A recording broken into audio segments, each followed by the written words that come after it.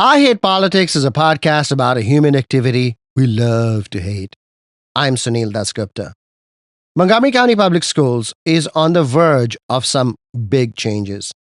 In preparation for opening 2 new high schools and expanding and renovating a couple of old ones, it is re-examining attendance boundaries for 19 out of 25 high schools in the county.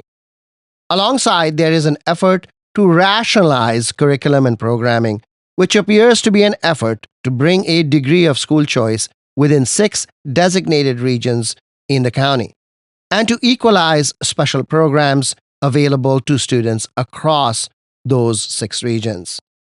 There is a new grading policy starting this fall. Finals are back. Semester GPAs will average quarter GPAs, not choose the best one. And students will not automatically get 50% on tests just for being there or submitting it. There have been concerns about MCPS graduates not being admitted to the University of Maryland because of grade inflation, and these changes will tame grade inflation, but not without hurting some students in the interim. There are continuing concerns about student attendance and the safety and security of students and staff, and inexplicably, school bathrooms are closed to enforce student conduct. I know that one is crazy. And there is still staff shortages, but we don't talk about that as much now. There are 2 cardinal principles in politics. Change is inevitable, and people don't like change. Try squaring that circle. MCPS is sitting on this live dilemma this summer. In expanding school choice using a regional consortium model, which is a regional grouping of schools where students are able to move around picking programs they like, MCPS has in effect proposed disbanding the OG school consortium it has had, the Down County Consortium called DCC, which consists of 5 schools: Blair, Einstein, Northwood, Wheaton, and Kennedy High Schools. The schools offer different special programs. Einstein, for example, offers visual arts. Kennedy has a leadership academy. Northwood has theater. Students in any one of the schools can apply to move to another school to attend these special programs. Don't confuse this with Blair's STEM program, which is test-based and countywide. Apart from the DCC, the only other consortium in MCPS is the Northeast Consortium, NEC, which consists of Blake, Paint Branch, and Springbrook High Schools. Why don't other parts of the county have similar consortium arrangements? That's the issue. MCPS is hoping to bring similar level of school choice to the rest of the county, but in the process, it looks like they are going to have to disband the old consortiums, DCC and NEC. And so recall that change is inevitable and people don't like change. DCC families who were planning ahead to enjoy their school choice are now suddenly feeling left out, and MCPS is not really offering clear answers.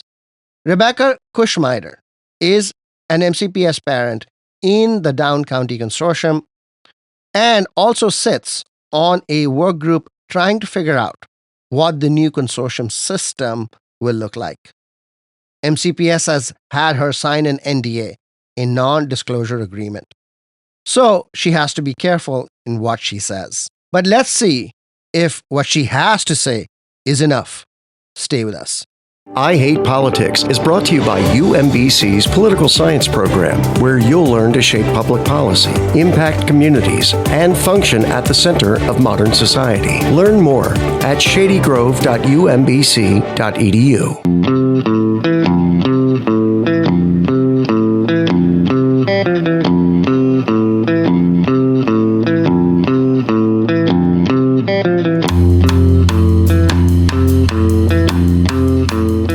I Hate Politics is a podcast about our neighborhoods, workplaces, schools and streets, and our local governments as they function in diverse and democratic societies.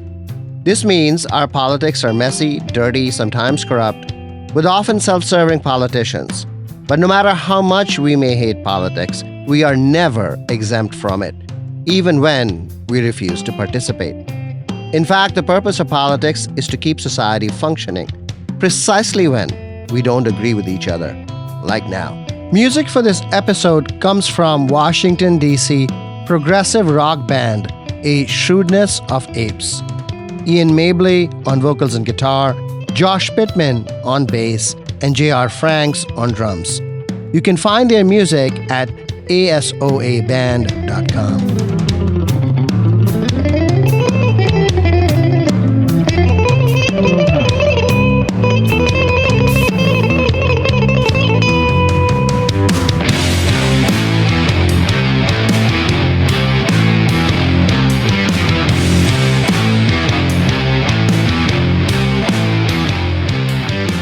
Rebecca Kushmeyer, welcome to I Hate Politics. Well, happy to be here. And I've got to say, I hate the way my chin looks at this angle on Zoom. If that's all, that's a problem. Yeah. Really.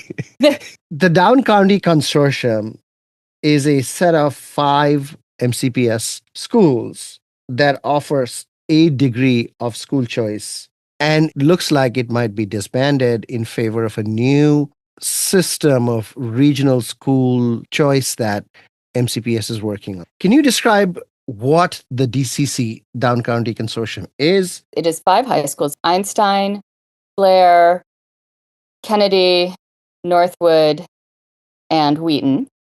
And all of the 8th graders in the middle schools that feed into those schools have the opportunity in the fall of their 8th grade year to do a ranked choice lottery process to select which school they most want to attend. And the schools all host open houses. There are a lot of information presentations. The counselors offer students and their families guidance about, this school would be a great fit for you. And the schools all offer academies, and it's usually a progression of 3 or 4 elective classes in specific interest areas. So if you, say, have a particular interest in engineering and biomedical sciences, you might select Wheaton as your top choice. If you have a particular interest in music and the arts, you might select Einstein as your top choice. There are also criteria-based application magnets that are kind of different than the DCC choice process, but it's all part of the mix. The DCC was established about 20 years ago to increase diversity in enrollment and improve academic outcomes for lower income students, students of color, so on and so forth. And we have sort of fallen out of the habit of assessing those outcomes. So we've got this established program. It's 20 years old. It's something that everyone in the DCC area kind of takes for granted and expects to have as an opportunity when their child reaches 8th grade and is making high school choices. The idea was, I believe at its outset, that by increasing school choice and giving students the opportunity to follow their interests, their academic interests across, going to a school that would give them the elective classes they would want to take would make them more engaged in school and improve graduation rates, improve test scores, improve whatever metric they first decided we were measuring with students 20 years ago and then 10 years ago and now. I think there was also some need to equalize enrollment in those 5 buildings and to try and stop people from leaving that area of the county to get into better school footprints. But in the most recent comprehensive study, which was done about 10 years ago, it seems to be citing 2013, 2014 data, they said it only had marginal improvements in graduation rates and academic performance. It didn't change the demographics of the schools, largely because of demographic shifts within the neighborhoods. And I don't actually know what demographics they were hoping to get in and which we got more of instead.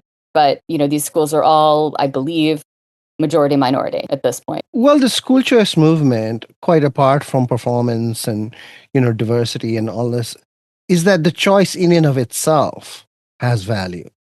The choice in and of itself is a satisfaction generating for the people that make that choice. As we say, just vibes. Like having the choice, being part of this consortium is like, it's a cool thing that we like. Now, MCPS is rethinking this entire approach and thinking that they are going to similar clusters around the county, and that is why DCC is being disbanded in that reorganization? Nothing has been decided. There are proposals floating all over the place, and I'm sure many of your listeners have actually come across a document I wrote describing where we are in this process of proposals and outlines and and lists and different ideas. Everything is still hypothetical. Nothing has come before the board for a vote. There has been a program analysis group meeting since about March or April, and I'm a member of that as a parent volunteer. 2025, right? Yes. Okay. And the goal was to look at all of these special programs across the county, everything from the Richard Montgomery IB to the new social justice program. I think it's at Whitman. Look at these programs because most of them have just been injected into the system every few years. We come up with an idea, oh, we should have this program, and we set it up and let it run and see what happens. All right, are these actually serving our students? Are they serving enough students? Like, can enough students get their bodies into these programs if they wanted to? Are there transportation? You don't think that's the case? I thought they were over-enrolled mostly in DCC. No, the DCC, they're over-enrolled, but there are special programs throughout the county. Right. Some that get no enrollment. They've discontinued a couple because not enough kids wanted to do them. So we're looking at countywide, all of the programs, and trying to figure out a way to make more of the ones that are consistent with academic needs, interest needs, and labor market demand, and put them in more places so the geographic barriers aren't in place. Like, make sure there are IB courses available to every student who wants them. One of the proposals for doing this was to create what we're calling the regional model, where MCPS would cluster 4 or 5 high schools into a region, and each high school would have 1 or 2 special program offerings, be that an IB diploma program, a STEM program, an arts program. And there would be some degree of choice for the students in that region. So if you wanted IB, you would go to the one that was within your 5-school region instead of having to try and get into the Richard Montgomery one and get your butt across the county if there is or isn't a bus and blah, blah, blah, blah, blah. Oh, hold on a minute. Does that mean that Richard Montgomery IB would be disbanded? No one knows. Okay. That no one knows. MCPS has not determined whether the regions would be consortia. Would it be a situation like the DCC and the NEC where every rising 8th grader gets to choose among the schools in the region? Or would it be a situation where you can apply for one of the special programs at another school in the region, or you're going to your home school and that's it? Those are your only options. The DCC schools are split among 3 regions. And the one that I'm remembering the most clearly, because I have an Einstein bias, is that it would be Northwood, Einstein, Blair, BCC, and Whitman. And in conversations I've had with people in my community about that, there's some eyeball raising because geographically that one in particular doesn't make a lot of sense. If you live over by Blair, getting to Whitman would take 45 minutes. And what kind of transportation would be offered? That MCPS is saying they want to offer more robust transportation. Grace Rivera Oven brought that up. She's like, have you actually ridden a bus between some of these buildings? I will ride a bus with you to see how that goes. We can talk about that. So it's, and again, these are all proposals. These are all ideas that they're putting out there and saying, hey, this is happening. But what's frustrating about it is they have not yet overtly said, we're talking about disbanding the DCC, that in this region, those schools would be separated into 3 different regions. They would no longer be a single consortium that you could choose between because the schools would all be associated with other schools. My beef right now is that throughout all of this speculative process, there is the intention that a new model will take effect in the fall of 2027. And we have rising 8th graders. I, in particular, have a rising 8th grader in the DCC who are going to walk into 8th grade in the fall of 2025 and make their choices. And they're going to get into their top choice school or their second choice school, which may not be their home school. And they will start at that school in 2026. What happens to them in 2027? Will MCPS honor the choice they made in 2025, or will they be forced to go back to their home school? If they are going into an application program, is that program going to remain at the school that they think it's in, that it's currently in, or is it going to move to another school that is maybe too far away for their family to manage it? There's so many unanswered questions as we are only a few weeks away from starting the choice process for this year's crop of 8th graders. I read that 8th graders and 11th and 12th graders would be grandfathered, but not 6, 7, 9, 10. So it is possible that you go to a high school and then be moved between 9th and 10th grade. All of this is speculation at this, but there is a logic to this. In my head, they are trying to create a down county east-west consortium going from, say, Blair to Whitman. Yep. Well, I'm looking at the proposed regions from the presentation that the MCPS staff gave to the board on June 24th. Mm-hmm. The NEC stays together with the addition of Paint Branch. So it would be Blake, Paint Branch, Sherwood, and Springbrook. And then there would be a region that would be Clarksburg, Damascus, Poolsville, and Quince Orchard. And then there is one from Kennedy to Wooten. All these are kind of east-west bands, right? Yes. Do they believe that east-west transportation is easier? I don't know what they believe on that one. That, they said they were calculating it all, but I sat here on a Saturday morning in my house, fewer than 2 miles from Einstein. And I'm like, all right, well, how long would it take me to get to each of the existing DCC schools? It would take me under 15 minutes to drive to any of those schools from my home near Wheaton Mall. And then I'm like, oh, how long it would take me to get to Whitman? It would take 25, and this was, again, I was doing this on a Saturday morning when there's no traffic. It would take me 25 minutes to get to Whitman. You would be nearly doubling travel time for some students if they were to go to a special program.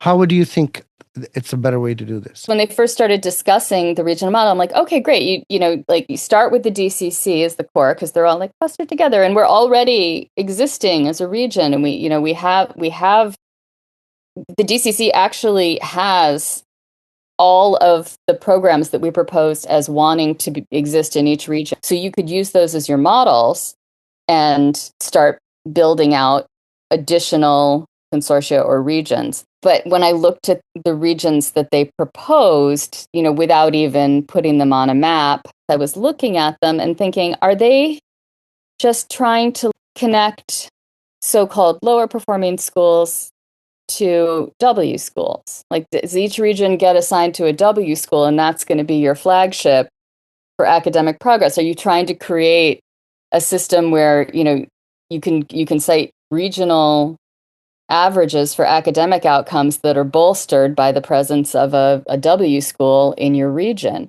It almost feels like they're trying to mask the challenges for the kids at higher farms rate schools by pairing them with the more affluent schools. If they were thinking that, do you disagree with that approach? Yes. Why? Because that doesn't add services, it doesn't add resources for those of us in the high farms rate schools. It just kind of hitches our wagon to the schools that are already doing great and uses them to boost the class average, so to speak. So the one thing that would happen if you did that is that you will pull the best performing students from the schools in that particular region and send them to the top performing academic program. And then you would have the ability to put other programs in the other schools that would maybe an arts program or maybe something else, which is sort of, also academically challenging. I'm not suggesting that, but right. but somewhat differently oriented. So if you want the IB kids to go to this one school, and then have the AP kids go to go to another school, and then the arts and humanities kids to go to another school, is that if transportation aside, is that logically a bad thing? you can put that down on paper and it sounds great. It does sound logically like a good thing, like that you are encouraging students from different parts of the county to interact and move around the county and get to know other communities. But let's be realistic. If you're a Whitman parent, are you going to send your kid to Northwood for any reason? Putting the STEM program in Blair was exactly that. People go from all the way from Up County to Blair for the STEM programs. We also have the simultaneous boundary study going on, and the conversations I'm hearing about families that are being shifted to different high school footprints. The folks who are in the Whitman boundary now seem pretty wedded to the Whitman boundary. That's the impression I have. I don't know how much demand there actually is for these special programs in the way they're grouping these schools. But at the same time, I understand that the county does have a mandate to consider diversity and to try and improve diversity across schools, and grouping these upper and lower income clusters together into regions could potentially increase diversity, could potentially increase the socioeconomic diversity in particular. Would it actually have that outcome? There's almost no way to know because it would be voluntary. Sure. Are you afraid also that this will empty out East County schools of the best students? No, because I don't think there is any movement to make the special programs so large that it would be a significant brain drain. I mean, I think we're talking, like I say, 25 to 50 students per grade level. These program considerations that we've been talking about until this time are sort of underneath them is the idea that school boundaries themselves need to change and accommodate both demography and new schools, etc. What are the proposed changes there? Because they are dealing with so much square mileage and the need to move students, from wildly overcrowded schools to wildly undercrowded schools. My goodness, I don't know who picked Crown as the site for a new school, but that was a bad choice. Like, there needs to be something in between Clarksburg and Poolesville, not something closer to Gaithersburg. Like, it's just too late for that now. Yeah, no, that ship sailed. The boundary study is separate from the program study, and it's a consultancy performing the boundary proposals, and they are doing it program agnostic. But shouldn't they be connected? This is MCPS, Sunil. Do you think the logic really prevails?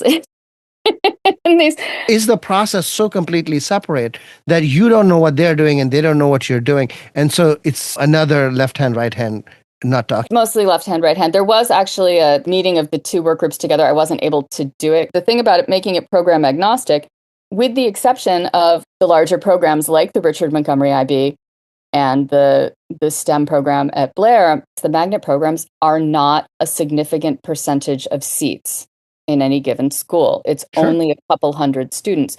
So you can make these boundary projections without worrying too much that an existing program in a school is going to tip them one way or the other. However, what we don't know about the DCC, I don't know how many students at any given DCC school are from out of boundary through the choice process. The projections on those schools might be wildly inaccurate because it doesn't take into account choice. But if you're planning to erase the choice process and you have given the boundary folks the go-ahead to just look at numbers of eligible residential students in a particular footprint and move forward based on that, then the program numbers become incidental. By doing these regional groupings, they are giving themselves that kind of freedom to be able to make those adjustments once the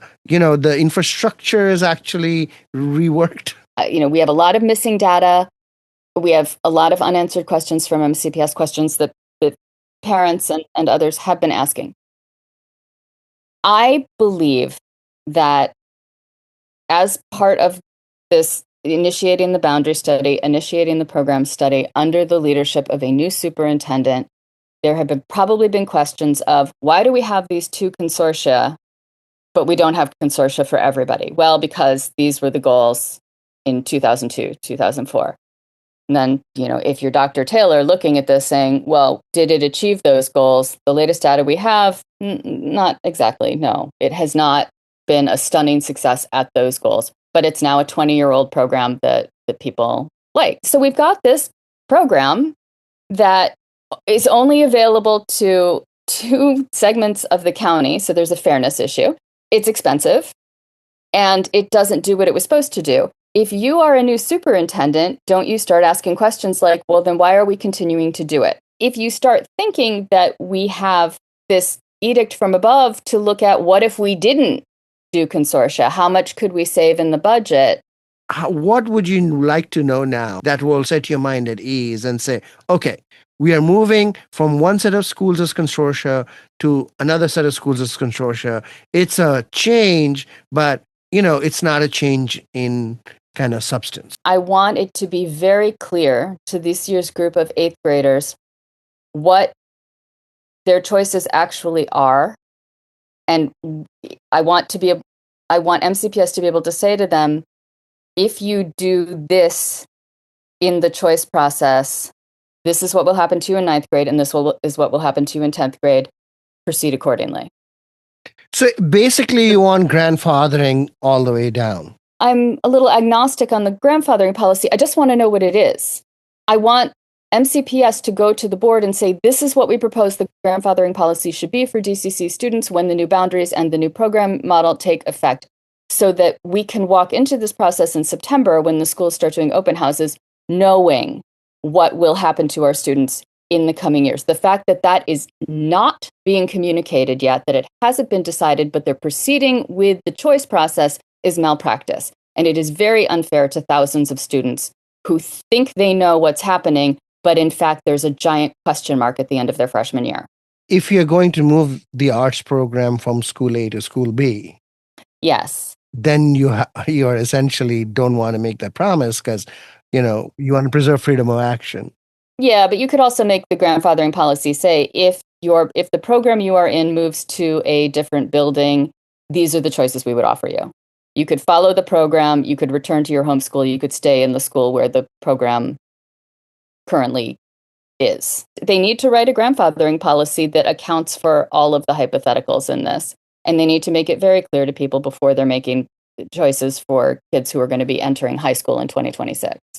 I'd imagine they're actually waiting for the boundary study to be done before they do. Probably, but it's still unfair to the DCC and NEC and the kids applying for magnets that they have not made clear what will happen if their school or their boundary or their program changes. I'd imagine a program is a tool that the school system wants to use for those schools that get the short end of the stick with the boundary changes. I mean, that would be a logical thing to do. Here's another degree of worry I have as a DCC parent. The academy programs that you see across the DCC, which are not, other schools don't necessarily have things like that. Part of the DCC is each school has, it's almost a character, and you go to the school that has the character that matches who you are, what you want to learn, what you want to do, what extracurriculars you want. My concern is that in the process of equalizing regions, they would remove programs from DCC schools in a way that is de minimis to the students. Here's my most particular worry. Right now, Northwood has a musical theater academy. Einstein has the Visual and Performing Arts Academy. So if you're going to kind of come up with a condensed performing arts program for that region, do you put it in Einstein, which is old, shabby?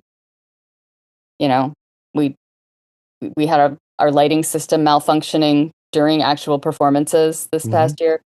Or do you put that program in Northwood with its gorgeous new facilities that are being built? And then do you staff that by saying to the music teacher at Einstein, hey, come over here, the dance teacher, hey, come over here.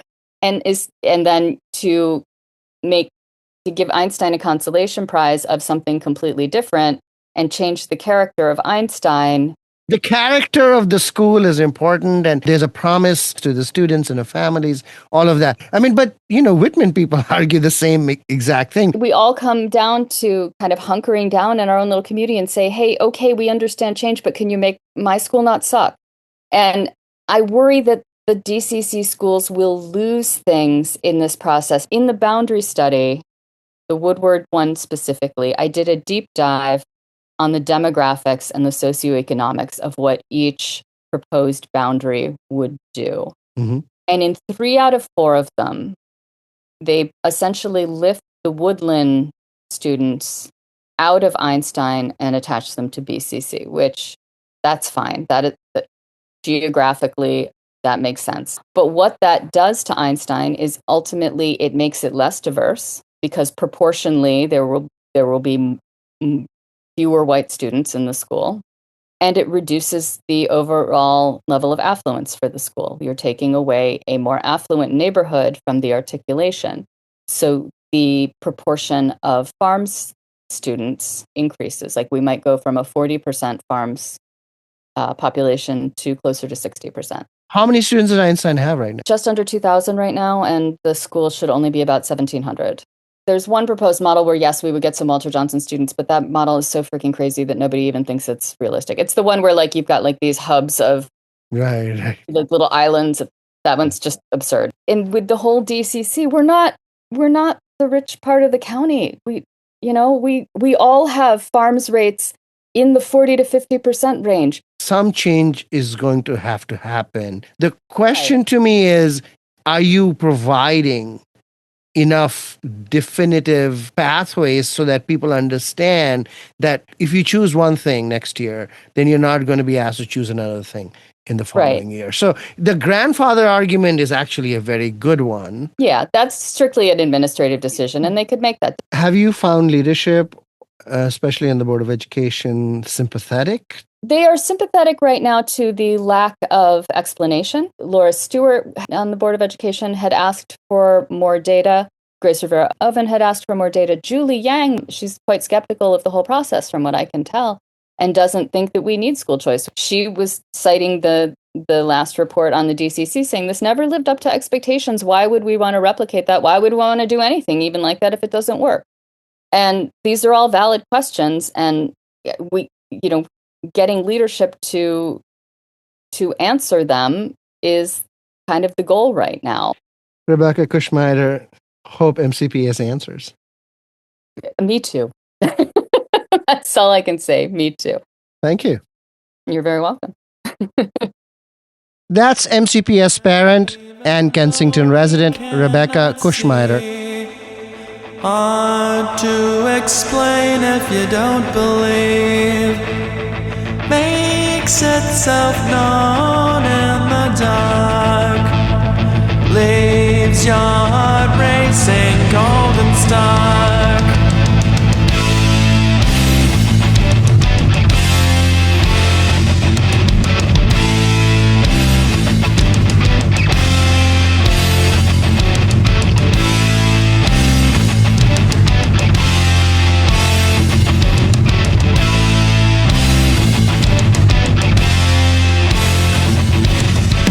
That's all for this episode of I Hate Politics, where we aim to stem the decline in local news by working with community voices. Don't forget to tune in to our Tuesday morning news analysis. I Hate Politics is produced by me, Sunil Dasgupta, with support from the University of Maryland, Baltimore County. I direct UMBC's political science program at the universities at Shady Grove in Montgomery County, where, among other things, we explore and learn about politics, government, and society close to home. Music for this episode comes from Washington, D.C.